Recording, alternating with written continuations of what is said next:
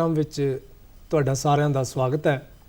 ਅੱਜ ਅਸੀਂ ਸਾਡੇ नौजवानों वास्ते विशेष तौर ते ਸਾਡੇ मेहमान लैके आए हैं विक्रमजीत दुग्गल जो IPS ने और अजकल पटियाला विखे SSP ने।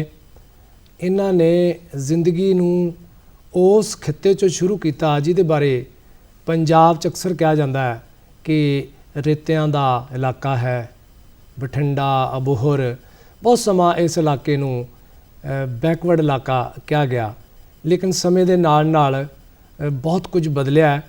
इत्थों दे नौजवान भी अगे आए ने, नाम खटिया उन्होंने, और दुग्गल साहब भी उन्हां चों एक नौजवान ने जिन्हां ने ना सिर्फ ये एग्ज़ाम क्रैक किया, उहदे नाल नाल उस तो बाद उन्होंने कुछ इस तरह के दिसहदे निश्चित किए जिहदे नाल दूसरे नौजवानों वास्ते भी बहुत असी समझते हैं कि मार्गदर्शक बनते हैं। सो दुग्गल साहब असी तुहानूं साडे प्रोग्राम विच जी आया कहने। सत श्री अकाल वड़ैल साहब, thank you so much. Duggal साहब ने 2007 के बैच के IPS ने, उस तो बाद इन्हां नूं आंध्रा प्रदेश काडर मिलिया जो बाद दे विच वो देश प्रदेश दो हिस्सों में वंडिया गया। उस तो बाद तेलंगाना, और उत्थे इन्हां ने 11 साल सर्विस की, वख-वख अहुदियां ते की, और खास तौर पर शुरुआती दौर हुंदा जिहड़ा वो अपने आप दे विच बहुत एडवेंचरस हुंदा। और उस समय के दौरान तुहानूं सारिਆਂ ਨੂੰ बहुत सारिਆਂ ਨੂੰ पता होएगा कि आंध्रा प्रदेश के चीफ मिनिस्टर उन्हां दा जहाज़ क्रैश कर गया सी, और वो जहाज़ लभ नहीं सी रहा हैलीकॉप्टर, उस नूं लभण विच और उस सारे ऑपरेशन दे विच इन्हां दा बहुत वड्डा योगदान रहा। उस समय के दौरान जो इन्होंने सेवावां कीतियां, इन्हां नूं अंतरराष्ट्रीय पद्धर दे उत्ते यूनाइटेड स्टेट्स वालों भी विशेष तौर पर एक इनाम दिता गया। सो सब तो पहलां तो असीं दुग्गल साहब तुहानूं मुबारकां दिंदे आ कि तुसीं पंजाब दा नाम उच्चा किया, अबोहर इलाके का किया जिहदे बारे कहा जाता सी कि ये इलाका जो है रेतले टिब्बियां दा इलाका है। सो असीं जानना चाहांगे कि इस इलाके बारे यही गल हुंदी रही कि जी इत्थों दे बच्चे तो पढ़ नहीं सकते, अगे नहीं आउंदे, क्योंकि एक तो चंडीगढ़ों दूर मन्निया जाता सी, एजुकेशन नहीं सी हैगी। सो तुहाडा की पिछोकड़ रहा? वड़ैल साहब सब तो पहला तो बहुत बहुत शुक्रिया, मेहरबानी, तुसी इंट्रोडक्शन बड़े ही विस्तार दे नाल दिती, जिस तरह शायद मैं उस लायक भी नहीं सी जिस हिसाब नाल तुसी इंट्रोडक्शन दिती है। बाकी जिथों तक तुसी गल कीती है इस एरिए दी, अबोहर बठिंडे वाले इलाके दी, ते इहदे विच नौजवानां नूं किस तरह अगे आउणा चाहिदा है या उन्हां नूं किस तरह दीयां रुकावटां दा सामना करना पैंदा है, ते लोकां दे विच जो एक धारणा बनी हुई है कि इस इलाके तो हो सकता है उत्थों तक नौजवान नहीं पहुँच सके जिथों तक पहुँचने चाहिए सी। इस तरह की कोई गल नहीं हैगी। बहुत ज़्यादा यूथ जो कि पिछले 15-20 साल तो मैं देखा कि सामने आया, भावें उन्होंने दुनिया के ਵੱਖ-ਵੱਖ कोनियां दे विच सेवावां निभाईआं होण या उन्होंने पंजाब दे विच सिविल सर्विसिज दीआं जो प्रीखियावां उन्हां नूं पास कीता होवे, बहुत चंगे लैवल ते बहुत चंगे पद्धर ते मुंडे कुड़ियां पहुँचे हुए है इस इलाके तो। हाँ जी, तुहाडा पिछोकड़ किवें रहा, किवें इस पासे आए? क्योंकि वैसे तो तुहाडे पिछोकड़ बारे मैं दस दियां कि परिवार ही इन्हां दा पंजाब पुलिस दे नाल जुड़िया रहा। इन्हां दे पिता जी भी ASI रिटायर होए, तुहाडे दादा जी भी पुलिस दे विच रहे जी। सो तुहाडा अक्सर हुंदा है कि जिस महकमे च माता पिता काम करते होंदे हैं ना कई बारी, हाँ जी, तो माता पिता चाहते हैं भी साडा बच्चा इस पासे ना जाए, और खास तौर पर पुलिस विच तां नहीं चाहते होंदे सी लोग जी। तुसीं इस पासे, और खास तौर पर फिर तुसीं IAS वाले पासे जाना, IPS की एग्जाम च जाना, ये असीं चाहांगे कि की कारण, कोई पिछोकड़ रहा, इहदे लई की प्रेरणा रही तुहाडी? देखो वड़ैल साहब, जिवें तुसीं गल कीती हैगी है फादर साहब दी या ग्रैंडफादर साहब दी, दादा जी दी, उन्होंने भी अर्ली 40s दे विच ग्रैंडफादर साहब ने पुलिस ज्वाइन की सी। कोट भाई पिंड तो जाके फिरोजपुर पुलिस लाइन दे विच भर्ती होए सी। उदों बाद 74-75 दे विच फादर साहब नूं उन्होंने हल्लाशेरी दी ते पंजाब पुलिस दे विच कांस्टेबल भर्ती करवाया जी। फिर 2007 च अप्रैल च फादर साहब रिटायर होए सी। 84-85 दे विच ग्रैंडफादर रिटायर होए सी, ਤੇ ਮੈਨੂੰ ਇਹ ਹੁੰਦਾ ਸੀ ਕਿ ਉਹ ਜਦੋਂ ਦੋਨੇ ਜਾਣੇ ਘਰੇ ਗੱਲਾਂ ਕਰਦੇ ਹੁੰਦੇ ਸੀ ਪੁਲਿਸ ਦੀਆਂ ਤੇ ਸੀਨੀਅਰ ਆਫੀਸਰਸ ਦੀਆਂ, ਮੈਨੂੰ ਇੱਕ ਚਾਅ ਸੀ ਕਿ ਮੈਂ ਪੜ੍ਹ ਲਿਖ ਕੇ ਉੱਥੋਂ ਤੱਕ ਜ਼ਰੂਰ ਪਹੁੰਚਾਂ ਤੇ ਇਹਨਾਂ ਦੇ ਦਿਲ ਨੂੰ ਬਹੁਤ ਠੰਡਕ ਪਹੁੰਚੂਗੀ ਜੀ। ਅੱਛਾ, ਇਹ ਇਨਸਪੀਰੇਸ਼ਨ ਜਿਹੜੀ ਆ ਉਹ ਰਹੀ ਹੈ। ਹਾਂਜੀ ਹਾਂਜੀ ਜੀ। ਇਹ ਐਗਜ਼ਾਮ ਆਪਣੇ ਆਪ ਦੇ ਵਿੱਚ ਪਾਸ ਕਰਨਾ ਹੀ ਪਹਿਲੀ ਗੱਲ ਤੇ ਬਹੁਤ ਵੱਡੀ ਪ੍ਰਾਪਤੀ ਹੁੰਦੀ ਹੈ, ਖਾਸ ਤੌਰ ਤੇ ਸਾਡੇ ਜਿਹੜੇ ਲੋਕ ਪਿੰਡਾਂ ਵਾਲੇ ਪਾਸੇ ਰਹਿੰਦੇ ਆ ਉਹਨਾਂ ਵਿੱਚੋਂ ਮੇਰੇ ਵਰਗਿਆਂ ਨੂੰ ਤਾਂ ਬਹੁਤਿਆਂ ਨੂੰ ਪਤਾ ਹੀ ਨਹੀਂ ਹੁੰਦਾ ਕਿ ਆਈਏਐਸ ਵੀ ਕੋਈ ਚੀਜ਼ ਹੁੰਦੀ ਹੈ, ਪੀਸੀਐਸ ਵੀ ਕੋਈ ਚੀਜ਼ ਹੁੰਦੀ ਹੈ। ਉਹਨਾਂ ਨੂੰ ਯੂਨੀਵਰਸਿਟੀਆਂ ਲੈਵਲ ਤੇ ਆ ਕੇ ਮਸਾਂ ਪਤਾ ਲੱਗਦਾ। ਹੁਣ ਭਾਵੇਂ ਅਵੇਅਰਨੈਸ ਬੜੀ ਆ ਗਈ ਹੈ। ਬਿਲਕੁਲ। ਸੋ ਤੁਸੀਂ ਕਿਵੇਂ ਫਿਰ ਤਿਆਰੀ ਕੀਤੀ ਹੈ, ਕਿੱਥੇ ਕਿੱਥੇ ਰਹੇ ਹੋ ਜੀ? ਕਿਉਂਕਿ ਉਸ ਇਲਾਕੇ ਦੇ ਵਿੱਚ ਤੇ ਇਸ ਤਰ੍ਹਾਂ ਦੀਆਂ ਜੋ ਇੰਸਟੀਟਿਊਸ਼ਨਸ ਵੀ ਨਹੀਂ ਹੋਣਗੇ ਜਿੱਥੇ ਰਹਿ ਕੇ ਆਈਏਐਸ ਦੀ ਜਾਂ ਇਹਦੀ ਤਿਆਰੀ ਕੀਤੀ ਜਾਵੇ। ਜੀ ਬਿਲਕੁਲ ਬੜਾ ਸਾਹਿਬ, ਮੈਂ ਜਦੋਂ ਤਿਆਰੀ ਸ਼ੁਰੂ ਕੀਤੀ ਸੀ 2003 ਦੇ ਵਿੱਚ ਤਿਆਰੀ ਸ਼ੁਰੂ ਕੀਤੀ ਸੀ ਤੇ 2004-05 ਦੇ ਵਿੱਚ ਮੈਂ ਚੰਗੀ ਪ੍ਰੈਪਰੇਸ਼ਨ ਕੀਤੀ। ਜ਼ਿਆਦਾਤਰ ਮੈਂ ਪਟਿਆਲੇ ਰਹਿ ਕੇ ਪ੍ਰੈਪਰੇਸ਼ਨ ਕੀਤੀ, ਪੰਜਾਬੀ ਯੂਨੀਵਰਸਿਟੀ ਪਟਿਆਲਾ ਥੋੜਾ ਟਾਈਮ ਰਿਹਾ, ਪੰਜਾਬੀ ਯੂਨੀਵਰਸਿਟੀ ਪਟਿਆਲਾ ਦੇ ਬਾਹਰ ਰਹਿ ਕੇ ਪੰਜਾਬੀ ਯੂਨੀਵਰਸਿਟੀ ਪਟਿਆਲਾ ਦੀ ਲਾਇਬ੍ਰੇਰੀ ਨੂੰ ਬਹੁਤ ਜ਼ਿਆਦਾ ਵਰਤਿਆ। ਉਹਦਾ ਬਹੁਤ ਯੋਗਦਾਨ ਹੈ ਇਸ ਪੜ੍ਹਾਈ ਦੇ ਵਿੱਚ। ਤੇ ਜ਼ਿਆਦਾਤਰ ਮੈਂ ਸੈਲਫ ਸਟੱਡੀਜ਼ ਕੀਤੀ। ਥੋੜਾ ਟਾਈਮ ਮੈਂ ਦਿੱਲੀ ਵੀ ਲਾ ਕੇ ਆਇਆ ਸੀ, ਪਰ ਦਿੱਲੀ ਜਿੰਨਾ ਟਾਈਮ ਲਾਇਆ ਉਹ ਮੈਨੂੰ ਲੱਗਿਆ ਨਹੀਂ ਕਿ ਉਹ ਬਹੁਤ ਜ਼ਿਆਦਾ ਕਾਰਗਰ ਸਿੱਧ ਹੋਵੇਗਾ। ਇਸ ਕਰਕੇ ਮੈਂ ਵਾਪਸ ਆ ਗਿਆ ਪੰਜਾਬ, ਪਟਿਆਲੇ ਆ ਕੇ ਸੈਲਫ ਸਟੱਡੀਜ਼ 'ਤੇ ਮੈਂ ਜ਼ਿਆਦਾ ਜ਼ੋਰ ਦਿੱਤਾ ਸੀ। ਜੀ। ਸੋ ਸੈਲਫ ਸਟੱਡੀ ਦੇ ਨਾਲ ਔਰ ਉੱਥੋਂ ਆਉਣਾ ਪਿਆ ਤੁਹਾਨੂੰ ਤਿਆਰੀ ਕਰਨ ਵਾਸਤੇ। ਇਹ ਹੁਣ ਵੈਸੇ ਉਹਨਾਂ ਏਰੀਆ ਦੇ ਵਿੱਚ ਸਥਿਤੀਆਂ ਕੁਝ ਬਦਲੀਆਂ ਨੇ ਬੱਚਿਆਂ ਦੀਆਂ ਤਿਆਰੀਆਂ ਕਰਨ ਵਾਸਤੇ? ਦੇਖੋ, ਮੈਂ ਸਮਝਦਾ ਕਿ ਪਿਛਲੇ 10-12 ਸਾਲਾਂ ਦੇ ਵਿੱਚ ਬਹੁਤ ਸਾਰੀਆਂ ਤਬਦੀਲੀਆਂ ਆਈਆਂ, ਬਹੁਤ ਸਾਰੀਆਂ ਜੌਬਸ ਵੀ ਕ੍ਰੀਏਟ ਹੋਈਆਂ, ਪੰਜਾਬ ਦੇ ਵਿੱਚ ਵੀ ਹੋਈਆਂ, ਜਾਂ ਆਪਾਂ ਸੈਂਟਰ ਦੇ ਮਹਿਕਮੇ ਲਾਈਏ ਉਹਨਾਂ ਦੇ ਵਿੱਚ ਵੀ ਹੋਈਆਂ। ਐਗਜ਼ਾਮਸ ਦੀ ਥਰੂ ਸੋਸ਼ਲ ਮੀਡੀਆ ਬਹੁਤ ਜ਼ਿਆਦਾ ਉਹਦਾ ਪ੍ਰਚਾਰ ਵੀ ਹੋਇਆ ਤੇ ਲੋਕਾਂ ਦੇ ਵਿੱਚ, ਬੱਚਿਆਂ ਦੇ ਵਿੱਚ, ਖਾਸ ਤੌਰ ਤੇ ਪਿੰਡਾਂ ਦੇ ਵਿੱਚ ਵੀ ਬਹੁਤ ਜ਼ਿਆਦਾ ਅਵੇਅਰਨੈਸ ਆਈ ਹੈਗੀ ਹੈ। ਜਿਸ ਤਰ੍ਹਾਂ ਦੀਆਂ ਨਵੀਆਂ ਰਿਕਰੂਟਮੈਂਟਸ ਹੁੰਦੀਆਂ, ਭਾਵੇਂ ਕਾਂਸਟੇਬਲ ਲੈਵਲ ਦੀਆਂ ਹੋਣ ਜਾਂ ਸਬ ਇੰਸਪੈਕਟਰ ਲੈਵਲ ਦੀਆਂ ਹੋਣ, ਇਹਦੇ 'ਚ ਮੈਂ ਦੇਖਦਾ ਕਿ ਬੱਚੇ ਪਿੰਡਾਂ ਤੋਂ ਬਹੁਤ ਜ਼ਿਆਦਾ ਅਵੇਅਰ ਹੋ ਕੇ ਸਾਹਮਣੇ ਆ ਰਹੇ ਹੈ, ਐਗਜ਼ਾਮ 'ਚ ਅਪੀਅਰ ਹੋ ਰਹੇ ਹੈ ਤੇ ਉਹਨੂੰ ਕੁਆਲੀਫਾਈ ਕਰ ਰਹੇ ਆ, ਬਹੁਤ ਚੰਗੇ ਨੰਬਰਾਂ ਨਾਲ ਮੱਲਾ ਮਾਰ ਰਹੇ ਹੈ। ਜੀ। ਦੁੱਗਲ ਸਾਹਿਬ, ਇਸ ਤਰ੍ਹਾਂ ਹੈ ਕਿ ਜਦੋਂ ਸਾਡਾ ਹੁਣ ਅੱਜ ਦਾ ਨੌਜਵਾਨ ਕਿਉਂਕਿ ਕਾਫੀ ਅਵੇਅਰ ਹੋ ਗਿਆ ਸੋਸ਼ਲ ਮੀਡੀਆ ਕਰਕੇ ਵੀ ਹੈ, ਇੰਟਰਨੈਟ ਹੈ ਤੇ ਕਮਿਊਨੀਕੇਸ਼ਨ ਸਾਧਨ ਬੜੇ ਹੋ ਗਏ ਆ, ਪਿੰਡਾਂ ਤੱਕ ਵੀ ਕਾਫੀ ਪਹੁੰਚ ਗਏ ਹੋਏ ਆ ਜੀ, ਤਾਂ ਉਹਨਾਂ ਦੇ ਵਿੱਚ ਵੀ ਸੁਪਨੇ ਬੜੇ ਹੁੰਦੇ ਆ। ਉਹ ਜਦੋਂ ਤੁਹਾਡੇ ਵਰਗਿਆਂ ਨੂੰ ਵਰਦੀ ਪਾ ਕੇ ਵਿਚਰਦੇ ਵੇਖਦੇ ਆ, ਟੀਵੀ ਤੇ ਵੇਖਦੇ ਆ ਜਾਂ ਫੰਕਸ਼ਨਾਂ 'ਚ ਵੇਖਦੇ ਆ, ਜਾਂ ਵੱਡੇ ਅਫਸਰ ਹੋਰ ਤੁਸੀਂ ਉੱਪਰ ਬਣਦੇ ਹੋ, ਤਾਂ ਉਹਨਾਂ ਦੇ ਅੰਦਰ ਸੁਪਨੇ ਤਾਂ ਪਣਪਣ ਲੱਗ ਪੈਂਦੇ ਆ ਕਿ ਅਸੀਂ ਵੀ ਇਸ ਤਰ੍ਹਾਂ ਕਦੇ ਪਾ ਕੇ ਇਸ ਤਰ੍ਹਾਂ ਦਾ ਸਾਨੂੰ ਵੀ ਸਲੂਟ ਵੱਜਣ।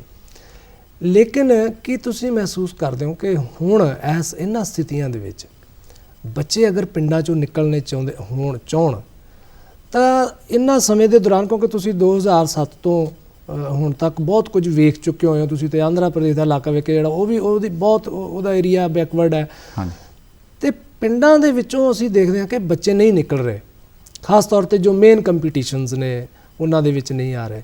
ਤੁਸੀਂ ਕੀ ਮਹਿਸੂਸ ਕੀਤਾ ਕਿ ਕਿੱਥੇ ਕਿੱਥੇ ਹਾਲੇ ਸਾਡੇ ਉਸ ਇਲਾਕੇ 'ਚ ਟੈਲੈਂਟ ਦੀ ਕੋਈ ਘਾਟ ਨਹੀਂ ਹੈਗੀ? ਉੱਥੇ ਸਾਡੇ ਬੱਚੇ ਬਾਹਰਲੇ ਦੇਸ਼ਾਂ 'ਚ ਜਾ ਕੇ ਉੱਥੇ ਆਪਣਾ ਨਾਮ ਕਮਾ ਰਹੇ ਨੇ ਇੰਟਰਨੈਸ਼ਨਲ ਲੈਵਲ 'ਤੇ।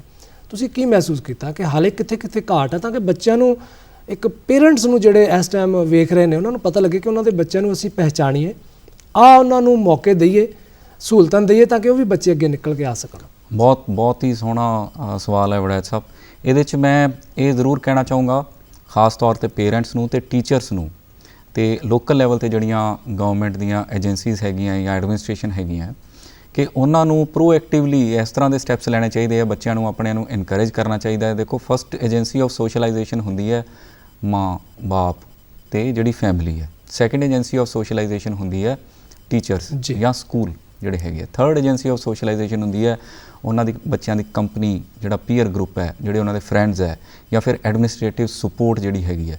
ਇਹ ਜਦੋਂ ਸਾਰੀਆਂ ਚੀਜ਼ਾਂ ਮਿਲ ਜਾਣ ਤੇ ਉਹਨਾਂ ਨੂੰ ਇਨਕਰੇਜ ਕੀਤਾ ਜਾਵੇ, ਭਾਵੇਂ ਖੇਡਾਂ ਵਾਸਤੇ ਹੋਵੇ, ਭਾਵੇਂ ਲਾਇਬ੍ਰੇਰੀਆਂ ਵਾਸਤੇ ਹੋਵੇ, ਜਾਂ ਕੰਪੀਟੀਸ਼ਨ ਵਾਸਤੇ ਹੋਵੇ, ਅਲੱਗ-ਅਲੱਗ ਖਿੱਤਿਆਂ ਦੇ ਵਿੱਚ ਜਾਣ ਵਾਸਤੇ ਹੋਵੇ, ਜਿਹੜੀ ਇਨਕਰੇਜਮੈਂਟ ਹੈ ਤੇ ਇਨਫਰਾਸਟ੍ਰਕਚਰ ਹੈ, ਬੜਾ ਜ਼ਰੂਰੀ ਹੈ। ਮਾਂ ਪਿਓ ਨੂੰ ਵੀ ਇਹ ਸਮਝਣਾ ਚਾਹੀਦਾ ਹੈ ਕਿ ਅਸੀਂ ਕਿਸ ਤਰ੍ਹਾਂ ਆਪਣੇ ਬੱਚੇ ਨੂੰ ਇਨਕਰੇਜ ਕਰਨਾ ਹੈ ਐਡਮਿਨਿਸਟ੍ਰੇਸ਼ਨ ਦੇ ਵਿੱਚ ਜਾਣ ਵਾਸਤੇ।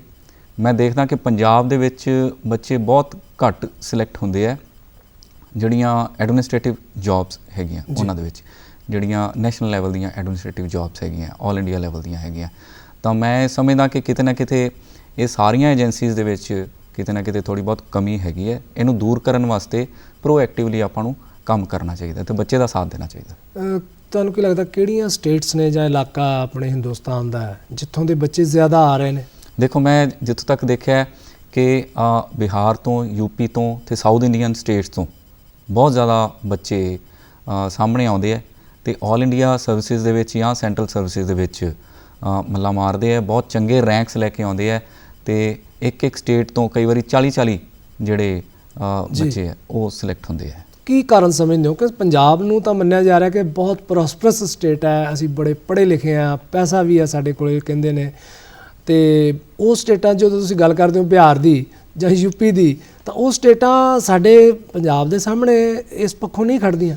ਦੇਖੋ, ਜਦੋਂ ਆਪਾਂ ਇੱਕ ਤੀਰ ਕਮਾਨ ਦੀ ਗੱਲ ਕਰਦੇ ਹਾਂ ਤੇ ਤੀਰ ਨੂੰ ਜਿੰਨਾ ਪਿੱਛੇ ਖਿੱਚਿਆ ਜਾਵੇ ਓਨਾ ਅੱਗੇ ਜਾਂਦਾ ਹੁੰਦਾ ਜੀ। ਜਦੋਂ ਕਮਾਨ 'ਤੇ ਲਾ ਕੇ ਖਿੱਚਿਆ ਜਾਵੇ ਤਾਂ ਮੈਨੂੰ ਲੱਗਦਾ ਕਿ ਕਈ ਸਟੇਟਸ ਨੂੰ ਉਸ ਤਰ੍ਹਾਂ ਦਾ ਪੁਸ਼ ਮਿਲਿਆ ਹੈ, ਕਈ ਸਟੇਟਸ ਵੱਲੋਂ ਉਹਨਾਂ ਕੈਂਡੀਡੇਟਸ ਨੂੰ ਉਸ ਤਰ੍ਹਾਂ ਦਾ ਪੁਸ਼ ਮਿਲਿਆ ਹੈ, ਜਿਵੇਂ ਆਪਾਂ ਇੱਕ ਐਰੋ ਦੀ ਜਾਂ ਤੀਰ ਦੀ ਗੱਲ ਕੀਤੀ ਹੈ, ਉਨੀ ਸਪੀਡ ਨਾਲ ਅੱਗੇ ਜਾਣ ਦੀ।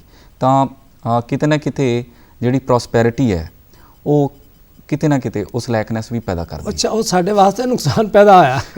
ਮਤਲਬ ਮੈਂ ਸਿੱਧੇ ਤੌਰ 'ਤੇ ਨਹੀਂ ਕਹਿੰਦਾ, ਪਰ ਕਿਤੇ ਨਾ ਕਿਤੇ ਇਹ ਜ਼ਰੂਰ ਹੈ ਕਿ ਜਿਹੜੀਆਂ ਸਟੇਟਸ ਪਿਛੜ ਰਹੀਆਂ ਇਕੋਨਮਿਕ ਐਂਗਲ ਤੋਂ, ਤਾਂ ਉੱਥੇ ਬੱਚਿਆਂ ਨੇ ਅਵੇਅਰ ਹੋ ਕੇ ਅੱਗੇ ਆ ਕੇ ਈਵਨ ਦਿੱਲੀ ਤੱਕ ਵੀ ਜ਼ਿਆਦਾਤਰ ਜੇ ਆਪਾਂ ਦੇਖੀਏ ਤਾਂ ਇਹਨਾਂ ਸਟੇਟਸ ਤੋਂ ਬੱਚੇ 9th 10th ਤੋਂ ਹੀ ਆ ਕੇ ਇਹ ਤਿਆਰੀ ਕਰਨੀ ਸ਼ੁਰੂ ਕਰ ਦਿੰਦੇ, ਜੋ ਕਿ ਮੇਰਾ ਪਰਸਨਲ ਐਕਸਪੀਰੀਅੰਸ ਮੈਂ ਦੇਖਿਆ। ਮੈਂ ਤੁਹਾਡੀ ਗੱਲ, ਤੁਸੀਂ ਜਿਹੜੀ ਗੱਲ ਇਸ਼ਾਰਾ ਕੀਤਾ ਉਹਨੂੰ ਮੈਂ ਬੜਾ ਸਪਸ਼ਟ ਕਰਨਾ ਚਾਹੁੰਦਾ ਸਾਡੇ ਪੰਜਾਬੀਆਂ ਬਾਰੇ, ਕਿ ਪੰਜਾਬੀਆਂ ਬਾਰੇ ਅਸੀਂ, ਕਿਉਂਕਿ ਅਸੀਂ ਖੁਦ ਪੰਜਾਬੀਆਂ, ਸਾਨੂੰ ਕਹਿਣ 'ਚ ਨਹੀਂ ਸ਼ਰਮ ਹੋਣੀ ਚਾਹੀਦੀ, ਅਸੀਂ ਥੋੜ੍ਹਾ ਜਿਹਾ ਫੁਕਰਾਪੰਥੀ ਵਾਲੇ ਪਾਸੇ ਆ ਗਏ ਹੋਏ ਹਾਂ। ਸਾਡੇ ਘਰੇ 4 ਪੈਸੇ ਆ ਜਾਂਦੇ ਆ, ਅਸੀਂ ਕੋਠੀ ਬਣਾਉਂਦੇ ਹਾਂ, ਅਸੀਂ ਕਾਰ ਲੈਂਦੇ ਹਾਂ, ਫਿਰ ਸਾਡੇ ਬੱਚੇ ਕਹਿੰਦੇ ਹੁਣ ਹਥਿਆਰ ਲੈ ਲਿਆ ਜਾਵੇ, ਫਿਰ ਉਸ ਤੋਂ ਬਾਅਦ ਹੁੰਦਾ ਵੀ ਹੁਣ ਗਾਣਾ ਗਾ ਲਿਆ ਜਾਵੇ, TV 'ਤੇ ਚੱਲ ਜਾਵੇ, ਵਿਆਹ ਹੋਣ 'ਤੇ ਫਿਰ ਅਸੀਂ ਨੱਚਦੇ ਟੱਪਦੇ ਹਾਂ, ਔਰ ਅਸੀਂ ਇਸ ਕਲਚਰ 'ਚੋਂ ਨਿਕਲ ਨਹੀਂ ਸਕੇ। ਉਹਦੇ ਨਾਲ ਕੀ ਸਾਨੂੰ ਨੁਕਸਾਨ ਇਹ ਹੋ ਰਿਹਾ ਕਿ ਸਾਡੇ ਜੋ ਬੱਚਿਆਂ 'ਚ ਟੈਲੈਂਟ ਹੈ ਉਹ ਸਿਰਫ ਮਤਲਬ ਨਾਅਰਿਆਂ 'ਚ ਅਤੇ ਫੁਕਰਾਪੰਥੀ 'ਚ ਰਹਿ ਗਿਆ, ਜਿਹਦੇ ਨਾਲ ਅਸੀਂ ਬਹੁਤ ਵੱਡੇ ਨੁਕਸਾਨ 'ਚ, ਜਿਵੇਂ ਦੁੱਗਲ ਸਾਹਿਬ ਨੇ ਗੱਲ ਕੀਤੀ ਹੈ ਕਿ ਉਹਨਾਂ ਸਟੇਟਾਂ ਦੇ ਵਿੱਚੋਂ ਉਹ ਬੱਚਿਆਂ ਨੇ ਸਮੇਂ ਨੂੰ ਸਾਂਭ ਲਿਆ ਅਤੇ ਉਹ ਅੱਗੇ ਆ ਗਏ ਹੋਏ ਆ। ਲੇਕਿਨ ਅਸੀਂ ਹਾਲੇ ਨਿਕਲਣਾ ਹੈ, ਸਾਡੇ ਕੋਲ ਟੈਲੈਂਟ ਦੀ ਕੋਈ ਘਾਟ ਨਹੀਂ ਹੈਗੀ। ਤੁਸੀਂ ਇਹ ਮਹਿਸੂਸ ਕਰਦੇ ਹੋ ਕਿ ਸਾਡੇ ਕੋਲ ਜੋ ਬੱਚੇ ਹੈ ਬਹੁਤ ਟੈਲੈਂਟਡ ਹੈਗੇ ਆ, ਹਿੰਮਤ ਵਾਲੇ ਵੀ ਹੈ, ਇੰਨੇ ਜ਼ਿਆਦਾ ਬ੍ਰਾਈਟ ਬੱਚੇ ਆਪਣੇ ਕੋਲੇ ਕਿ ਜੇ ਇਹਨਾਂ ਨੂੰ ਅਪੋਰਚੁਨਿਟੀ ਮਿਲੇ ਤਾਂ ਮੈਨੂੰ ਲੱਗਦਾ ਹੈ ਕਿ ਆਪਣੇ ਦੇਸ਼ ਦੇ ਵਿੱਚ ਸਭ ਤੋਂ ਉੱਪਰ ਇਹ ਬੱਚੇ ਜਾਣਗੇ ਜੀ। ਪਰ ਆਪਣੀ ਐਨਰਜੀ ਨੂੰ ਚੈਨਲਾਈਜ਼ ਕਰਨ ਦੀ ਲੋੜ ਹੈਗੀ ਹੈ, ਅਤੇ ਉਹ ਐਨਰਜੀ ਨੂੰ ਚੈਨਲਾਈਜ਼ ਕਰਨ ਵਾਸਤੇ ਅਲੱਗ-ਅਲੱਗ ਸੈਟਅਪਸ ਦੀ ਲੋੜ ਹੈਗੀ ਹੈ, ਭਾਵੇਂ ਜਿਵੇਂ ਆਪਾਂ ਗੱਲ ਕੀਤੀ ਹੈ ਮਾਂ-ਪਿਓ ਵੱਲੋਂ ਜਾਂ ਸਕੂਲਾਂ ਵੱਲੋਂ ਜਾਂ ਐਡਮਿਨਿਸਟ੍ਰੇਸ਼ਨ ਵੱਲੋਂ। ਜੀ। ਵੈਸੇ ਇਹ ਗੱਲ ਠੀਕ ਹੈ ਕਿ ਅਗਰ ਬੱਚੇ ਸਾਡੇ ਨੌਜਵਾਨ ਸਮਝਦੇ ਆ ਇਸ ਗੱਲ ਨੂੰ, ਤਾਂ ਆਪਣੇ ਕੈਰੀਅਰ 'ਤੇ ਅਸੀਂ ਧਿਆਨ ਦਈਏ। ਜਿਹੜਾ ਕੈਰੀਅਰ ਹੈ ਸਾਡਾ, ਉਹਦੇ ਨਾਲ ਤੁਸੀਂ ਜ਼ਿੰਦਗੀ ਦੀਆਂ ਸਾਰੀਆਂ ਸਹੂਲਤਾਂ ਲੈ ਸਕਦੇ ਹੋ। ਫਿਰ ਤੁਹਾਨੂੰ ਗੱਡੀਆਂ ਵੀ ਮਿਲ ਸਕਦੀਆਂ ਨੇ, ਤੁਹਾਨੂੰ ਸਲੂਟ ਵੀ ਪੈਣਗੇ, ਤੁਹਾਡੇ ਕੋਲ ਹਥਿਆਰ ਵੀ ਹੋ ਸਕਦੇ ਆ, ਤੁਹਾਡਾ ਨਾਮ ਵੀ ਉੱਚਾ ਹੋਏਗਾ, ਬਜਾਏ ਇਸ ਦੇ ਕਿ ਸਿਰਫ ਅਸੀਂ ਗੀਤਾਂ ਦੇ ਵਿੱਚ ਜਾਂ ਵੀਡੀਓਜ਼ ਦੇ ਵਿੱਚ ਹੀ ਨਾਅਰੇ ਲਾ ਕੇ ਤਾਂ ਸਮਝ ਲਈਏ ਵੀ ਅਸੀਂ ਬਹੁਤ ਵੱਡੇ ਬਣ ਗਏ ਹਾਂ। ਵੱਡੇ ਬਣਨ ਦੇ ਲਈ ਬੜੀ ਵਧੀਆ ਗੱਲ ਕੀਤੀ ਹੈ ਕਿ ਜੋ ਇੱਕ ਆਪਣੇ ਆਪ ਮਿਹਨਤ ਹੈ ਉਹ ਬੜਾ ਵੱਡਾ ਰੰਗ ਲਿਆਉਂਦੀ ਹੈ। ਦੁੱਗਲ ਸਾਹਿਬ, ਜਿਹੜੇ ਪੇਰੈਂਟਸ ਸੁਣਦੇ ਆ ਜਾਂ ਬੱਚੇ ਕੋਈ ਚਾਹੁੰਦੇ ਆ, ਸੋ ਤੁਸੀਂ ਥੋੜ੍ਹਾ ਦੱਸੋ ਕਿ ਕਿੰਨੇ ਕੁ ਘੰਟੇ ਪੜ੍ਹਦੇ ਰਹੇ ਹੋ ਡੇਲੀ, ਅਤੇ ਉਹਦੇ ਦਰਮਿਆਨ, ਕਿਉਂਕਿ ਬੱਚਿਆਂ ਦੀ ਇੱਕੋ ਹੀ ਗੱਲ ਹੁੰਦੀ ਹੈ ਜੀ, ਤੁਸੀਂ ਸਾਨੂੰ ਪੜ੍ਹਾਈ ਜਾਂਦੇ ਹੋ ਜੀ, 10ਵੀਂ ਤੱਕ ਕਹਿੰਦੇ ਸੀ 10ਵੀਂ ਤੱਕ ਪੜ੍ਹ ਲਓ, ਫਿਰ ਮੌਜਾਂ, ਫਿਰ 12ਵੀਂ ਤੱਕ ਕਹਿੰਦੇ ਹੋ, ਫਿਰ ਅਸੀਂ ਇੰਜੋਏ ਕਦੋਂ ਕਰਨਾ?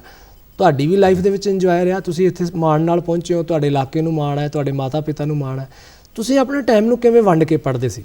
ਦੇਖੋ ਵੜੈਚ ਸਾਹਿਬ ਅਤੇ ਸਾਰੇ ਦਰਸ਼ਕ ਵੀ ਦੇਖ ਰਹੇ ਆ, ਯੂਥ ਵੀ ਦੇਖ ਰਿਹਾ, ਮੈਂ ਇਹਨਾਂ ਨੂੰ ਤੁਹਾਡੇ ਮਾਧਿਅਮ ਰਾਹੀਂ ਇਹ ਜ਼ਰੂਰ ਕਹਿਣਾ ਚਾਹੂੰਗਾ ਕਿ ਕਦੇ ਵੀ ਟਾਈਮ ਦੇ ਹਿਸਾਬ ਨਾਲ ਨਾ ਪੜ੍ਹੋ ਕਿ ਮੈਂ ਇੰਨੇ ਘੰਟੇ ਪੜ੍ਹਨਾ ਜੀ। ਜਦੋਂ ਆਪਾਂ 12 ਘੰਟੇ ਸਪੋਜ਼ ਮਿਥ ਲਏ ਤਾਂ ਫਿਰ 12 ਘੰਟੇ ਆਪਾਂ ਹੋ ਸਕਦਾ ਕਿ ਬੈਠੇ ਰਹੀਏ, ਪੜ੍ਹੀਏ ਨਾ, ਕਿਤਾਬ ਦੇ ਅੱਗੇ ਬੈਠੇ ਰਹੀਏ। ਸੋ ਪੜ੍ਹਨ ਅਤੇ ਬੈਠਣ 'ਚ ਫਰਕ ਹੈ। ਬਿਲਕੁਲ। ਤਾਂ ਮੈਂ ਇਹਦੇ 'ਚ ਇਹ ਜ਼ਰੂਰ ਕਹਿਣਾ ਚਾਹੂੰਗਾ ਕਿ ਆਪਣਾ ਹਰ ਰੋਜ਼ ਦਾ ਟਾਰਗੇਟ ਹੋਣਾ ਚਾਹੀਦਾ ਕਿ ਮੈਂ ਕੀ ਚੀਜ਼ ਕਵਰ ਕਰਨੀ ਹੈ ਜੀ, ਜਾਂ ਮੇਰਾ ਨੈਕਸਟ ਮੰਥ ਦਾ ਕੀ ਟਾਰਗੇਟ ਹੈ। ਉਹ ਸਕੇਡਿਊਲ ਆਪਾਂ ਨੂੰ ਸਿਲੇਬਸ ਦੇ ਹਿਸਾਬ ਨਾਲ ਬਣਾਉਣਾ ਚਾਹੀਦਾ ਹੈ, ਨਾ ਕਿ ਘੰਟਿਆਂ ਦੇ ਹਿਸਾਬ ਨਾਲ। ਜੇ ਮੇਰਾ ਅੱਜ ਦਾ ਟਾਰਗੇਟ ਹੈ ਕਿ ਮੈਂ ਆਹ 3 ਟੌਪਿਕ ਕਵਰ ਕਰਨੇ ਆ ਤਾਂ ਉਹ ਭਾਵੇਂ 2 ਘੰਟੇ 'ਚ ਹੋ ਜਾਣ, ਭਾਵੇਂ 12 ਘੰਟੇ 'ਚ ਹੋ ਜਾਣ, ਭਾਵੇਂ 15 ਘੰਟੇ 'ਚ ਹੋ ਜਾਣ, ਉਹਨਾਂ ਨੂੰ ਮੈਂ ਕਵਰ ਕਰਕੇ ਹੀ ਸੌਣਾ ਜੀ। ਫਿਰ ਜੇ 2 ਘੰਟੇ 'ਚ ਹੋ ਗਏ ਤਾਂ ਫਿਰ ਮੇਰੇ ਕੋਲ ਸਾਰਾ ਦਿਨ ਵਿਹਲਾ ਮੈਂ। ਤਾਂ ਉਹ ਟਾਰਗੇਟ ਆਪਾਂ ਨੂੰ ਪੜ੍ਹਨ ਦੇ ਹਿਸਾਬ ਨਾਲ ਅਤੇ ਸਿਲੇਬਸ ਦੇ ਹਿਸਾਬ ਨਾਲ, ਟੌਪਿਕ ਦੇ ਹਿਸਾਬ ਨਾਲ ਆਪਾਂ ਨੂੰ ਮਿੱਥਣਾ ਚਾਹੀਦਾ ਹੈ। ਜੀ, ਇਹਦੇ ਲਈ ਗਾਈਡੈਂਸ ਕਿੱਥੋਂ ਮਿਲ ਸਕਦੀ ਹੈ? ਦੇਖੋ, ਗਾਈਡੈਂਸ ਵਾਸਤੇ ਅਲੱਗ-ਅਲੱਗ ਇੰਸਟੀਚਿਊਟ ਹੈਗੇ ਆ, ਪ੍ਰਾਈਵੇਟ ਇੰਸਟੀਚਿਊਟਸ ਵੀ ਹੈਗੇ ਆ ਅਤੇ ਕਈ ਗੌਰਮੈਂਟ ਦੀਆਂ ਏਜੰਸੀਆਂ ਵੀ ਹੈਗੀਆਂ, ਯੂਨੀਵਰਸਿਟੀਜ਼ ਦੇ ਵਿੱਚ ਵੀ ਸੈਟਅਪਸ ਹੈਗੇ ਆ। ਜੀ। ਜਦੋਂ ਬੱਚੇ ਦਾ ਫੋਕਸ ਬਣਿਆ ਹੋਇਆ ਅਤੇ ਇੱਕ ਉਹਨੇ ਗੋਲ ਧਾਰਿਆ ਹੋਇਆ ਦਿਮਾਗ ਦੇ ਵਿੱਚ, ਤਾਂ ਫਿਰ ਮੈਨੂੰ ਨਹੀਂ ਲੱਗਦਾ ਕਿ ਉਹਨੂੰ ਲੋੜ ਪਊਗੀ ਇਹ ਦੱਸਣ ਦੀ ਕਿ ਆਪਾਂ ਨੂੰ ਕਿੱਥੋਂ ਗਾਈਡੈਂਸ ਮਿਲਣੀ ਚਾਹੀਦੀ ਹੈ ਅਤੇ ਕਿੱਥੋਂ ਨਹੀਂ ਮਿਲਣੀ ਚਾਹੀਦੀ। ਹਾਂ, ਇਹ ਜ਼ਰੂਰ ਹੈ ਕਿ ਆਪਾਂ ਨੂੰ ਇਹ ਪਤਾ ਹੋਣਾ ਚਾਹੀਦਾ ਹੈ ਕਿ ਕਿਹੜੀ ਚੀਜ਼ ਇਸ ਐਗਜ਼ਾਮ ਵਾਸਤੇ ਨਹੀਂ ਪੜ੍ਹਨੀ। ਜੀ। ਕਿਉਂਕਿ ਬਹੁਤ ਚੀਜ਼ਾਂ ਇਹੋ ਜਿਹੀਆਂ ਮਾਰਕੀਟ 'ਚ ਹੈਗੀਆਂ ਤੁਹਾਨੂੰ ਮਿਸਗਾਈਡ ਵੀ ਕਰਦੀਆਂ ਹੈਗੀਆਂ। ਤਾਂ ਬੜੀ ਫੋਕਸਡ ਜੀ ਅਪਰੋਚ ਦੇ ਨਾਲ ਜੇ ਆਪਾਂ ਕਰੀਏ ਤਾਂ ਬੜੇ ਸੁਚੱਜੇ ਢੰਗ ਨਾਲ ਆਪਾਂ ਇਹਨੂੰ ਕਲੀਅਰ ਕਰ ਸਕਦੇ। ਤੁਸੀਂ ਜ਼ਿਕਰ ਕੀਤਾ ਇੱਕ ਥਾਂ 'ਤੇ ਫੋਕਸ ਦਾ। ਹਾਂਜੀ। ਸਭ ਤੋਂ ਪਹਿਲਾਂ ਤਾਂ ਬੱਚਿਆਂ ਲਈ, ਪੇਰੈਂਟਸ ਲਈ ਇਹ ਸਮੱਸਿਆ ਹੋ ਜਾਂਦੀ ਹੈ ਕਿ ਬੱਚੇ ਦਾ ਸ਼ੌਕ ਕਿੱਧਰ ਹੈ। ਕਈ ਵਾਰੀ ਬੱਚੇ, ਸਟੂਡੈਂਟ ਆਪਣੇ ਆਪ ਨੂੰ ਆਇਡੈਂਟੀਫਾਈ ਨਹੀਂ ਕਰ ਪਾਉਂਦੇ ਕਿ ਮੈਂ ਕਰਨਾ ਕੀ ਹੈ। ਉਹ ਪੇਰੈਂਟਸ ਕਹਿ ਦਿੰਦੇ ਆ ਵੀ ਤੂੰ ਹੁਣ ਬੀਟੈਕ ਕਰ ਲਾ, ਅੱਛਾ ਬੀਟੈਕ ਹੋ ਗਈ ਹੁਣ ਤੂੰ ਆਹ ਕਰ ਲਾ, ਅਤੇ ਉਹ ਫਿਰ ਨਾ ਟਾਈਮ ਵੀ ਵੇਸਟ ਹੋ ਜਾਂਦਾ ਅਤੇ ਟੈਲੈਂਟ ਵੀ ਵੇਸਟ ਹੋ ਜਾਂਦਾ ਅਤੇ ਉਹ ਫਿਰ ਲਾਈਨ ਵੀ ਗੜਬੜ ਹੋ ਜਾਂਦੀ ਹੈ। ਬਿਲਕੁਲ। ਸੋ ਆਇਡੈਂਟੀਫਾਈ ਕਰਨ ਲਈ ਬੱਚਾ ਆਪਣੇ ਆਪ 'ਚ ਕਿਵੇਂ ਲੱਭੇ ਕਿ ਮੈਂ ਹੁਣ ਇਸ ਪਾਸੇ ਜਾਣਾ, ਜਾਂ ਪੇਰੈਂਟਸ ਉਹਦੀ ਕਿਵੇਂ ਮਦਦ ਕਰ ਸਕਦੇ ਆ, ਟੀਚਰ? ਦੇਖੋ, ਇਹ ਤਾਂ ਮੈਨੂੰ ਲੱਗਦਾ ਕਿ ਜਿਹੜਾ ਸਟੂਡੈਂਟ ਹੈ ਉਹਨੂੰ ਇਹ ਪਤਾ ਹੁੰਦਾ ਕਿ ਮੇਰਾ ਝੁਕਾਅ ਕਿੱਧਰ ਨੂੰ ਹੈ, ਅਤੇ ਜਿਹੜਾ ਨੈਚੁਰਲ ਉਹਦੀ ਟੈਂਡੈਂਸੀ ਹੈ ਜੀ, ਉਹ ਉਹਦੇ ਟੀਚਰ ਨੂੰ, ਉਹਦੇ ਪ੍ਰੋਫੈਸਰ ਨੂੰ ਜਾਂ ਉਹਦੇ ਪੇਰੈਂਟਸ ਨੂੰ ਉਹਦੀ ਨੈਚੁਰਲ ਟੈਂਡੈਂਸੀ ਪਤਾ ਹੁੰਦੀ ਹੈ ਕਿ ਇਹਦੀ ਇਨਕਲੀਨੇਸ਼ਨ ਕਿੱਧਰ ਨੂੰ ਹੈ। ਉਸੇ ਹਿਸਾਬ ਨਾਲ ਜੇ ਟੈਲੈਂਟ ਸਪੋਟਿੰਗ ਕੀਤੀ ਜਾਵੇ ਤਾਂ ਉਹਨੂੰ ਉੱਧਰ ਨੂੰ ਹੀ ਹੱਲਾਸ਼ੇਰੀ ਦੇਣੀ ਚਾਹੀਦੀ ਹੈ, ਉੱਧਰ ਨੂੰ ਉਹਨੂੰ ਇਨਕਰੇਜ ਕਰਨਾ ਚਾਹੀਦਾ। ਮੇਰੇ ਹਿਸਾਬ ਨਾਲ ਧੱਕੇ ਨਾਲ ਆਪਾਂ ਨੂੰ ਇੱਕ ਪਰਟੀਕੂਲਰ ਖਿੱਤੇ ਦੇ ਵਿੱਚ ਉਹਨੂੰ ਨਹੀਂ ਪਾਉਣਾ ਚਾਹੀਦਾ, ਉਹਦੇ ਨਾਲ ਨੁਕਸਾਨ ਹੋ ਸਕਦਾ। ਬਿਲਕੁਲ। ਦੁੱਗਲ ਸਾਹਿਬ, ਤੁਹਾਡਾ ਅਸੀਂ ਚਾਹਾਂਗੇ ਕਿ ਕੋਈ ਨਾ ਕੋਈ ਐਕਸਪੀਰੀਅੰਸ ਜ਼ਰੂਰ ਉੱਥੋਂ ਵਾਲਾ, ਖਾਸ ਤੌਰ 'ਤੇ ਜੋ ਉਹ ਇੱਕ ਘਟਨਾ ਹੋਈ ਸੀ ਜਿਹਦੇ ਕਰਕੇ ਤੁਹਾਨੂੰ ਅਮਰੀਕਾ ਦੇ ਵਿੱਚ ਵੀ ਹੋਮਲੈਂਡ ਸਿਕਿਉਰਿਟੀ ਅਵਾਰਡ ਵੀ ਦਿੱਤਾ ਗਿਆ ਜੀ, ਅਤੇ ਕਮਾਂਡ ਦੀ ਗੱਲ ਸੀ। ਉਹ ਘਟਨਾ ਬਾਰੇ ਥੋੜ੍ਹੀ ਜਿਹੀ ਅਸੀਂ ਚਾਹਾਂਗੇ ਕਿ ਸਾਡੇ ਦਰਸ਼ਕਾਂ ਨਾਲ ਸਾਂਝੀ ਕਰੋ, ਕਿਉਂਕਿ ਨੌਜਵਾਨਾਂ ਦੇ ਵਿੱਚ ਇਸ ਤਰ੍ਹਾਂ ਦੇ ਕੰਮ ਕਰਨ ਦਾ ਉਤਸ਼ਾਹ ਜਿਹੜਾ ਉਹਨਾਂ ਨੂੰ ਅੱਗੇ ਲੈ ਕੇ ਆਉਂਦਾ। ਦੇਖੋ, ਉੱਥੇ ਜਿਵੇਂ ਤੁਸੀਂ ਪਹਿਲਾਂ ਜ਼ਿਕਰ ਕੀਤਾ ਸੀਗਾ ਕਿ CM ਸਾਹਿਬ ਦੇ ਚੌਪਰ ਦੀ ਗੱਲ ਕੀਤੀ ਸੀ, ਉਹ 3 ਸੈਪਟੈਂਬਰ 2009 ਦੀ ਉਹ ਘਟਨਾ ਹੈਗੀ ਆ। ਉਦੋਂ ਮੈਂ ਐਜ਼ ASP ਜੁਆਇਨ ਕੀਤਾ ਹੀ ਸੀ, ਮੇਰਾ 3ਜਾ ਦਿਨ ਸੀਗਾ, ਅਤੇ ਉਹਦੇ ਵਿੱਚ ਚੰਗਾ ਕੰਮ ਹੋਇਆ। ਉਹਦੇ ਵਿੱਚ ਸਟੇਟ ਨੇ ਵੀ ਰਿਕੋਗਨਾਈਜ਼ ਕੀਤਾ ਅਤੇ ਨੈਸ਼ਨਲ ਲੈਵਲ 'ਤੇ ਵੀ IPS ਲੌਬੀ ਨੇ ਸਾਰੀ ਨੇ ਰਿਕੋਗਨਾਈਜ਼ ਕੀਤਾ ਸੀਗਾ ਕਿ ਜੋ ਵੀ ਕੰਮ ਹੋਈ ਸੀ ਬੜੀ ਐਕਸਾਈਟਮੈਂਟ ਦੇ ਵਿੱਚ ਉਹ ਕੀਤਾ ਗਿਆ ਕੰਮ ਸੀਗਾ। ਜੀ ਜੀ। ਤੁਹਾਡਾ ਕੀ ਉੱਥੇ ਰੋਲ ਰਿਹਾ? ਦੇਖੋ, ਉਹਦੇ 'ਚ ਮੇਨ ਰੋਲ ਮੇਰਾ ਅਤੇ ਇੱਕ ਹੋਰ ਕਮਾਂਡੋ ਦਾ ਇਹ ਸੀਗਾ ਕਿ ਚੌਪਰ ਨੂੰ ਅਸੀਂ ਆਇਡੈਂਟੀਫਾਈ ਕਰਨ ਵਾਸਤੇ ਇੱਕ ਸੌਟੀ ਨਹੀਂ ਲਈ ਸੀ। ਅਸੀਂ 에ਅਰਫੋਰਸ ਦੇ ਜੋ MI-17 ਦੇ ਵਿੱਚ ਬੈਠ ਕੇ ਅਸੀਂ ਉਸ ਏਰੀਏ ਦੀ ਰੈਕੀ ਕਰ ਰਹੇ ਸੀ ਕਿ ਹੋ ਸਕਦਾ ਕਿ ਇੱਥੇ ਸਾਨੂੰ ਆਪਣੀਆਂ ਟੁਕੜੀਆਂ ਉਤਾਰਨੀਆਂ ਪੈਣ। ਜੀ, ਉਹ ਤਾਂ ਬੜਾ ਜੰਗਲ ਵਾਲਾ ਇਲਾਕਾ। ਹਾਂਜੀ, ਜੰਗਲ ਵਾਲਾ ਇਲਾਕਾ, 35,000 ਸਕੁਅਰ ਕਿਲੋਮੀਟਰ ਦਾ ਜੰਗਲ ਹੈ, ਨੱਲਾ ਮੱਲਾ ਫੋਰੈਸਟ ਹੈ ਜੀ। ਪਰ ਕੁਦਰਤੀ ਮੈਨੂੰ ਤੇ ਕਾਸਿਮ ਅਲੀ ਇੱਕ ਪਾਸੇ ਖਿੜਕੀ ਦੇ ਬੈਠਾ ਸੀ, ਮੈਂ ਦੂਸਰੇ ਪਾਸੇ ਲਾ ਕੇ ਬੈਠਾ ਸੀ ਦੇਖਣ ਵਾਸਤੇ, ਤਾਂ ਉਹਦੇ 'ਚ ਸਾਨੂੰ ਦਿਖਿਆ ਕਿ ਇੱਕ ਬਰਨਟ ਪੈਚ ਹੈ, ਅਤੇ ਉਹ ਕੁਦਰਤੀ ਸਾਨੂੰ ਉਹ ਏਰੀਆ ਮਿਲ ਗਿਆ ਜਿੱਥੇ CM ਸਾਹਿਬ ਦਾ ਚੌਪਰ ਜਾ ਕੇ ਟਕਰਾਇਆ ਸੀ। ਅਤੇ ਫਿਰ ਉਸ ਤੋਂ ਬਾਅਦ ਅਸੀਂ ਦੋਨੇ ਜਾਣੇ ਥੱਲੇ ਉਤਰੇ ਅਤੇ ਕਾਫੀ ਮਤਲਬ ਉੱਥੇ ਮਿਹਨਤ ਵੀ ਹੋਈ ਅਤੇ ਰਿਸਕੀ ਏਰੀਆ ਸੀ, ਜਿਹਦੇ ਕਰਕੇ ਕਿ ਜਿਵੇਂ ਮਾਓਇਸਟ ਅਫੈਕਟਡ ਏਰੀਆ ਵੀ ਸੀ, ਉਹਨੂੰ ਟਾਈਗਰ ਹਿੱਲ ਵੀ ਕਿਹਾ ਜਾਂਦਾ। ਵੈਸੇ ਉਹਦਾ ਨਾਮ ਪਾਵਰਾਲਾ ਗੁੱਟਾ, ਪਾਵਰਾਲਾ ਤੇਲਗੂ ਦੇ ਵਿੱਚ ਮਤਲਬ ਕਬੂਤਰਾਂ ਨੂੰ ਕਹਿੰਦੇ ਆ, ਅਤੇ ਉਸ ਹਿਲੋਕ ਦਾ ਨਾਮ ਹੈ ਇਹ। ਅਤੇ ਉੱਥੇ ਚੰਗਾ ਕੰਮ ਹੋਇਆ। ਇਸ ਤੋਂ ਬਾਅਦ ਜਿਵੇਂ ਤੁਸੀਂ ਰਿਕੋਗਨੀਸ਼ਨ ਦੀ ਗੱਲ ਕੀਤੀ, ਇੰਟਰਨੈਸ਼ਨਲ ਰਿਕੋਗਨੀਸ਼ਨ ਦੀ ਗੱਲ ਕੀਤੀ, ਉਹ ਕੰਮ ਹੋਇਆ ਸੀ ਵਿਸ਼ਾਖਾਪਟਨਮ 2013-14 ਦੇ ਵਿੱਚ। ਮੈਂ ਉੱਥੇ SSP ਸੀਗਾ ਵਿਸ਼ਾਖਾਪਟਨਮ ਰੂਰਲ ਡਿਸਟ੍ਰਿਕਟ ਦੇ ਵਿੱਚ। ਉਹ ਮਾਓਇਸਟ ਅਫੈਕਟਡ ਏਰੀਆ ਹੈਗਾ ਜੀ। ਉਹਦੇ 'ਚ ਤਕਰੀਬਨ ਅਸੀਂ 150 ਦੇ ਕਰੀਬ ਮਾਓਇਸਟ ਇਸ ਤਰ੍ਹਾਂ ਦੇ ਸੀਗੇ ਜਿਨ੍ਹਾਂ ਨੂੰ ਅਸੀਂ ਵਾਪਸ ਬੁਲਾਇਆ, ਉਹਨਾਂ ਨੂੰ ਅਸੀਂ ਮੇਨ ਸਟਰੀਮ ਦੇ ਵਿੱਚ ਲੈ ਕੇ ਆਏ। ਤਕਰੀਬਨ ਅਸੀਂ ਵੀਕਲੀ 3 ਜਾਂ 4 ਵਾਰੀ ਬਹੁਤ ਅੰਦਰ ਜੰਗਲ ਦੇ ਬਾਈ ਵਾਕ ਜਾਂਦੇ ਹੁੰਦੇ ਸੀ। ਯੂਥ ਨੂੰ ਇਨਕਰੇਜ ਕਰਦੇ ਸੀ, ਜਿਹੜੇ ਟਰਾਈਬਲ ਯੂਥ ਹੈਗੇ ਆ, ਕਿਉਂਕਿ ਉੱਥੇ ਸੜਕ ਤੱਕ ਨਹੀਂ ਹੈਗੀ। ਫਿਰ ਉਹਨਾਂ ਨੂੰ, ਕਿਉਂਕਿ 2014 ਦਾ ਜਨਰਲ ਇਲੈਕਸ਼ਨ ਹੋਣੇ ਸੀ ਜਿਹੜੇ, ਉਹਨਾਂ ਵਾਸਤੇ ਸਾਡਾ ਟਾਸਕ ਇਹ ਸੀਗਾ ਕਿ ਡੀਜੀਪੀ ਸਾਹਿਬ ਨੇ ਜਾਂ ਏਪੀ ਗਵਰਨਮੈਂਟ ਨੇ ਟਾਸਕ ਸਾਨੂੰ ਇਹ ਦਿੱਤਾ ਸੀਗਾ ਕਿ ਵਿਸ਼ਾਖਾਪਟਨਮ ਰੂਰਲ ਪੁਲਿਸ ਹੈ, ਉਹਦੇ ਵਿੱਚ ਇਹਨਾਂ ਦਾ ਟਾਸਕ ਇਹ ਹੋਣਾ ਚਾਹੀਦਾ ਕਿ ਪੀਸਫੁਲੀ ਇਲੈਕਸ਼ਨ ਹੋਣਾ ਚਾਹੀਦਾ, ਜਿਹੜਾ ਪੂਰਾ ਡੈਮੋਕ੍ਰੈਟਿਕ ਪ੍ਰੋਸੈਸ ਹੈ ਉਹ ਵਧੀਆ ਢੰਗ ਨਾਲ, ਸੁਚੱਜੇ ਢੰਗ ਨਾਲ ਕੰਪਲੀਟ ਹੋਣਾ ਚਾਹੀਦਾ। ਅਤੇ ਮੈਨੂੰ ਮਾਣ ਹੈ ਆਪਣੀ ਟੀਮ 'ਤੇ ਕਿ ਉਹਨਾਂ ਨੇ ਸਾਰਿਆਂ ਨੇ ਬੜਾ ਸਾਥ ਦਿੱਤਾ ਅਤੇ ਅਸੀਂ ਪਿੰਡ 'ਚ ਜਾ ਕੇ ਅਫੈਕਟਡ ਏਰੀਆਜ਼ ਦੇ ਵਿੱਚ ਜਾ ਕੇ, ਹਾਲਾਂਕਿ ਬਹੁਤ ਹੀ ਰਿਸਕੀ ਏਰੀਆ ਸੀ, ਜਾ ਕੇ ਅਸੀਂ ਪ੍ਰਚਾਰ ਕੀਤਾ ਇਲੈਕਸ਼ਨ ਦਾ ਅਤੇ ਬੜੀ ਚੰਗੀ ਵੋਟਿੰਗ ਹੋਈ। ਤਕਰੀਬਨ 70% ਦੇ ਆਸ-ਪਾਸ ਜਿਹੜੀ ਵੋਟਿੰਗ ਉਸ ਇਲਾਕੇ ਦੇ ਵਿੱਚ ਹੋ ਗਈ ਜਿੱਥੇ ਮਾਓਇਸਟ ਨੇ ਕਾਲ ਦਿੱਤੀ ਸੀ ਬਾਈਕਾਟ ਦੀ ਕਿ ਅਸੀਂ ਕਿਸੇ ਵੀ ਹਾਲਤ 'ਤੇ ਇੱਥੇ ਅਸੀਂ ਇਲੈਕਸ਼ਨ ਨਹੀਂ ਹੋਣ ਦੇਵਾਂਗੇ। ਉਸ ਚੀਜ਼ ਨੂੰ ਧਿਆਨ 'ਚ ਰੱਖਦੇ ਹੋਏ ਫਿਰ ਸਰਕਾਰ ਨੇ ਪ੍ਰਪੋਜ਼ ਕੀਤਾ ਸੀਗਾ ਕਿ ਨੋਮੀਨੇਸ਼ਨ ਫਾਈਲ ਕੀਤੀ ਸੀ। ਉਸ ਨੋਮੀਨੇਸ਼ਨ ਦੇ ਆਧਾਰ 'ਤੇ 2014 ਦਾ ਜਿਹੜਾ IACP ਵੱਲੋਂ, International Association of Chiefs of Police ਵੱਲੋਂ, US ਵੱਲੋਂ ਉਹ homeland security award Visakhapatnam rural district. Duggal Sahib, Naxal ਤੇ ਬੜੇ ਖਤਰਨਾਕ ਲੋਕ ਨੇ, ਤੁਹਾਨੂੰ ਡਰ ਨਹੀਂ ਲੱਗਿਆ? ਕੋਈ ਕਿਹੜਾ ਜੋਸ਼ ਲੈ ਗਿਆ ਤੁਹਾਨੂੰ ਉੱਥੇ? ਪਹਿਲਾਂ ਤੁਸੀਂ ਸਾਈਟ ਤੇ ਉਤਰ ਗਏ, ਫਿਰ ਤੁਸੀਂ ਨਕਸਲਸ ਨੂੰ ਮਿਲਦੇ ਵੀ ਰਹੇ ਜਾ ਕੇ? ਹਾਂਜੀ, ਉਹਦੇ 'ਚ ਇਹ ਹੈ ਕਿ ਪਹਿਲਾਂ ਲੋਕਲ ਸਾਈਕੋਲੋਜੀ ਸਮਝਣ ਦੀ ਲੋੜ ਹੈਗੀ ਹੈ। ਜਿਹੜੇ ਸਾਡੇ ਟ੍ਰੇਨਰ SSP ਸੀ ਜਿਨ੍ਹਾਂ ਦੇ ਨਾਲ ਮੈਂ ਅਟੈਚ ਸੀ, ਜਾਂ ਸਾਡੇ ਜਿਹੜੇ ਟ੍ਰੇਨਰ ਸੀਗੇ, ਉਹਨਾਂ ਨੇ ਜਿਸ ਤਰ੍ਹਾਂ ਦੀਆਂ ਚੀਜ਼ਾਂ ਸਾਨੂੰ ਦਸੀਆਂ ਜਾਂ ਜਿਵੇਂ ਕੰਮ ਕਰਨ ਦੀ ਉਹਨਾਂ ਨੇ ਸਾਨੂੰ ਮਾਦਾ ਦਿੱਤਾ, ਉਸ ਹਿਸਾਬ ਨਾਲ ਅਸੀਂ ਕੰਮ ਕਰਦੇ ਰਹੇ। ਅਤੇ ਮੈਨੂੰ ਬੜਾ ਮਾਣ ਹੈ ਕਿ ਮੈਂ ਇਹੋ ਜਿਹੇ ਆਫਿਸਰਸ ਦੇ ਨਾਲ ਕੰਮ ਕੀਤਾ ਅਤੇ ਉਹਨਾਂ ਦੇ ਨਾਲ ਕੰਮ ਕਰਨ ਦਾ ਮੌਕਾ ਮਿਲਿਆ ਜਿਨ੍ਹਾਂ ਦੇ ਥਰੂ ਚੰਗੇ ਕੰਮ ਹੋਏ। ਜੀ ਹਾਂਜੀ। ਸੋ ਸੱਚਮੁੱਚ ਤੁਸੀਂ ਸੁਣਾ ਰਹੇ ਸੀ ਅਤੇ ਮੈਂ ਕਲਪਨਾ ਜੀ ਕਰ ਰਿਹਾ ਸੀ ਉਹਨਾਂ ਸਥਿਤੀਆਂ ਦੀ। ਸਾਡੇ ਦਰਸ਼ਕ ਵੀ ਕਰ ਰਹੇ ਹੋਣੇ ਆ ਕਿ ਕਿਹੜੀਆਂ ਸਥਿਤੀਆਂ 'ਚ ਤੁਸੀਂ ਇੱਕ ਪੰਜਾਬ ਦਾ ਛੋਟਾ ਜਿਹਾ ਨੌਜਵਾਨ ਜੋ ਹੈ, ਭਾਵੇਂ ਆਫਿਸਰ ਹੈ, ਪਰ ਇੰਨੀ ਹਿੰਮਤ ਕਰਨੀ। ਇੱਥੇ ਖਬਰਾਂ ਸੁਣ ਕੇ ਹੀ ਅਸੀਂ ਡਰ ਜਾਂਦੇ ਹਾਂ ਜੀ ਕਿ ਕਿਸ ਤਰ੍ਹਾਂ ਹੋਇਆ ਹੋਵੇਗਾ। ਸੱਚਮੁੱਚ ਇਹ ਮਾਣ ਦੀ ਗੱਲ ਆ ਸਾਡੇ ਲਈ। ਔਰ ਜੋ ਲੋਕ ਨੌਜਵਾਨ ਅੱਗੇ ਆ ਕੇ ਇਸ ਤਰ੍ਹਾਂ ਦਾ ਕੰਮ ਕਰਨਾ ਚਾਹੁੰਦੇ ਆ ਦੇਸ਼ ਵਾਸਤੇ, ਉਹਨਾਂ ਦੇ ਲਈ ਇਹ ਮੌਕੇ ਨੇ ਕਿ ਉਹ ਆਉਣ ਵਾਲੇ ਸਮੇਂ ਵਿੱਚ ਤਿਆਰੀ ਕਰਨ। ਚੱਲਦੇ ਸਾਡੇ ਦਰਸ਼ਕਾਂ ਨੂੰ ਤੁਸੀਂ ਆਪਣੇ ਵੱਲੋਂ ਕੀ ਕਹਿਣਾ ਚਾਹੋਗੇ? ਕਿਉਂਕਿ ਪੰਜਾਬ ਬਾਰੇ ਬਹੁਤ ਸਾਰੀਆਂ ਪਿਛਲੇ ਸਮੇਂ ਦੇ ਵਿੱਚ ਹੈ ਕਿ ਨਸ਼ੇੜੀ ਹੋ ਗਿਆ ਜੀ, ਇਹ ਇੱਥੇ ਹਥਿਆਰ ਆ ਗਏ ਨੇ, ਇੱਥੇ ਸਮਗਲਿੰਗ ਬੜੀ ਹੋ ਰਹੀ ਹੈ, ਪੇਰੈਂਟਸ ਡਰਦੇ ਪਏ ਨੇ, ਉਹ ਕਹਿੰਦੇ ਜੀ ਬੱਚੇ ਸਾਡੇ ਬਾਹਰ ਚਲੇ ਜਾਣ। ਸੋ ਤੁਸੀਂ ਜਾਂਦੇ ਨੌਜਵਾਨਾਂ ਨੂੰ ਆਪਣੇ ਵੱਲੋਂ ਕੀ ਕਹੋਗੇ ਕਿ ਉਹ ਅਸੀਂ ਪੰਜਾਬ ਲਈ, ਆਪਣੇ ਦੇਸ਼ ਲਈ ਕੁਝ ਇੱਥੇ ਰਹਿ ਕੇ ਵੀ ਕਰੀਏ? ਦੇਖੋ, ਮੈਂ ਤਾਂ ਤੁਹਾਡੇ ਮਾਧਿਅਮ ਰਾਹੀਂ ਵੜੈਚ ਸਾਹਿਬ ਇਹ ਜ਼ਰੂਰ ਕਹਿਣਾ ਚਾਹੂੰਗਾ ਸਾਰਿਆਂ ਨੂੰ ਕਿ ਪੰਜਾਬ ਅਤੇ ਪੰਜਾਬੀਅਤ ਦੇ ਵਿੱਚ, ਪੰਜਾਬੀਆਂ ਦੇ ਵਿੱਚ ਬਹੁਤ ਜ਼ਿਆਦਾ ਐਨਰਜੀ ਹੈ। ਜਿਹੜੀ ਐਨਰਜੀ ਹੈ, ਜੇ ਉਹਨੂੰ ਆਪਾਂ ਸੁਚੱਜੇ ਢੰਗ ਨਾਲ ਯੂਜ਼ ਕਰ ਲਈਏ, ਚੈਨਲਾਈਜ਼ ਕਰ ਲਈਏ, ਤਾਂ ਵੀ ਉਹਨੂੰ ਵਰਤਿਆ ਜਾ ਸਕਦਾ ਹੈ। ਜੇ ਆਪਾਂ ਉਹਨੂੰ ਕੁਰਾਹੇ ਪਾ ਲਈਏ ਤਾਂ ਵੀ ਉਹਨੂੰ ਵਰਤਿਆ ਜਾ ਸਕਦਾ ਹੈ।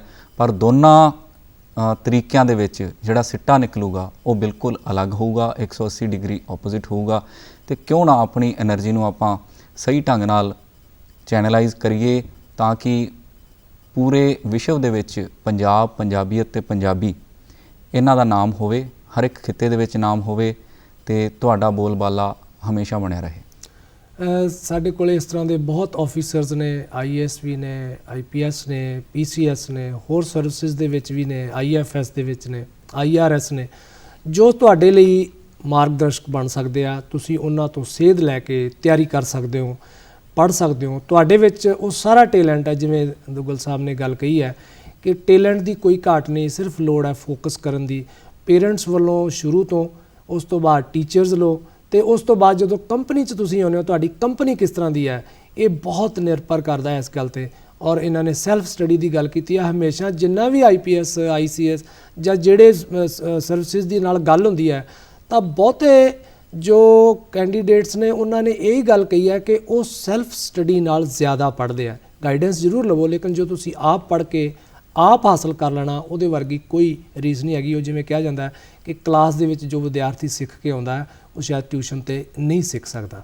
ਸੋ ਦੁਗਲ ਸਾਹਿਬ, ਸਾਡੀਆਂ ਸ਼ੁਭ ਇਛਾਵਾਂ ਨੇ। ਤੁਸੀਂ ਸਾਡੀ ਇਸ ਖਿੱਤੇ ਨਾਲ ਵੀ ਸਰਵਿਸ ਕਰਦੇ ਰਹੋ, ਨੌਜਵਾਨਾਂ ਲਈ ਵੀ ਮਾਰਗਦਰਸ਼ਕ ਬਣਦੇ ਰਹੋ, ਔਰ ਆਉਣ ਵਾਲਾ ਸਮਾਂ ਤੁਹਾਨੂੰ ਹੋਰ ਤਰੱਕੀਆਂ ਲੈ ਕੇ ਆਵੇ। ਤੁਹਾਡਾ ਸਟੂਡੀਓ 'ਚ ਆਉਣ ਲਈ ਬਹੁਤ ਬਹੁਤ ਸ਼ੁਕਰੀਆ। ਬਹੁਤ ਬਹੁਤ ਸ਼ੁਕਰੀਆ ਵੜੈਚ ਸਾਹਿਬ।